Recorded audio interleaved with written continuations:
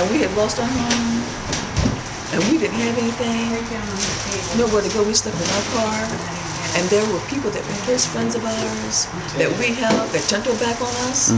I'm gonna tell you something.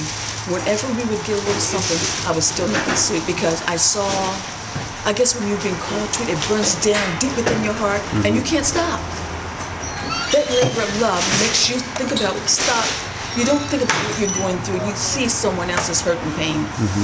And if I had not have been called to do this, I couldn't do it, number one, because it's long hours. I'm up at 12:15 at night, here at 4:30 in the morning, and get back home. And what time? And then by the time 5 o'clock comes, I'm ready to go to bed. Then you're up the next morning starting all over doing the same thing. And just sacrificially giving. And what happens is God births something in your heart where you fall so in love with the people. You just fall in love with the people. And you see their need above your very own. So it teaches you humility, teaches you to trust. And just to be good and wonderful and gracious to other people. And when people know that they're cherished and that they're loved, you can lead them on a road. Maybe they're on a road that they shouldn't be on, but when they know that you really care, and you got to show them you care by what you do, then you can lead them off that road into a straight and narrow pathway.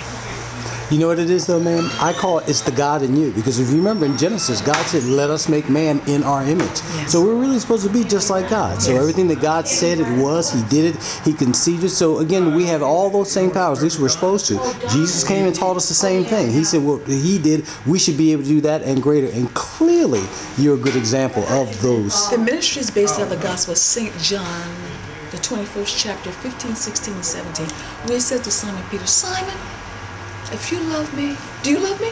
If you love me, feed my sheep. He said to him again, Simon, do you love me? If you love me, take care of my land. He said, Simon, do you love me? If you love me, feed my sheep.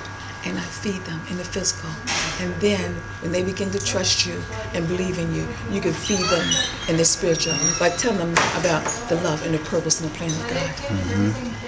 Well said. Well, again, I'm just so happy to be here with you guys. Again, congratulations to you. All the best to you guys. You really, I'm just so happy for you. And you deserve all the goodness that you can handle and that you receive. Yes, and I got this wonderful hubby. Yeah. I'm sure there is never, though, I'm sure he is a card boy, I tell you. Well, thank you. Oh, thank you again, and thank you so much for taking the time to speak with me, okay? Sure. All righty.